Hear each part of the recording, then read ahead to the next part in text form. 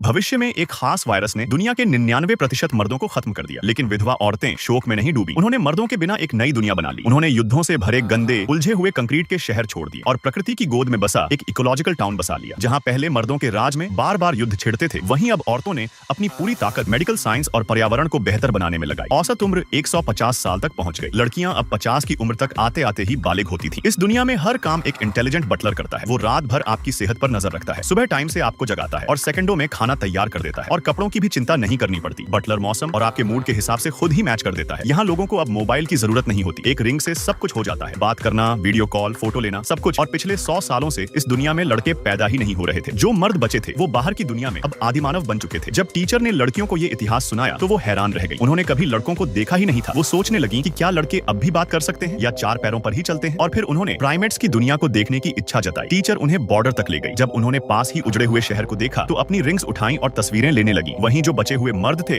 वो दिन भर कुछ भूनते, खाते और गाते रहते थे। पुराना शहर अब एक वीरान बंजर जमीन बन चुका था। सामानों की कमी में भी वो मजा ढूंढते थे। एक फावड़ा भर कैंडी से वो पागल हो सकते थे। टूर खत्म होते ही बेला ने लड़कियों को वहां से निकालना शुरू किया, लेकिन जब वो अपनी कार तक पहुंची तो देखा कि मेयर की बेटी लीसा गायब थी। वो एक बत्तख को देख रही थी। उनकी दुनिया में कभी किसी ने ऐसा सुंदर प्राणी नहीं देखा था। तभी एक लड़का आ गया और उनकी जिज्ञासा में खलल डाल दिया। वो अपने कबीले के नेता के रात के खाने के लिए सामान ढूंढ रहा था। जब उसने लड़कियों को देखा तो बोला उन्हें छुप जाना चाहिए। अगर उसके साथियों ने इन लड़कियों को देख लिया तो खतरा हो सकता है। जब वो छुपे तो उनकी नजरें मिली। वो अजीब सी भावना थी, जैसे पहली बार किसी विपरीत लिंग के सामने खड़े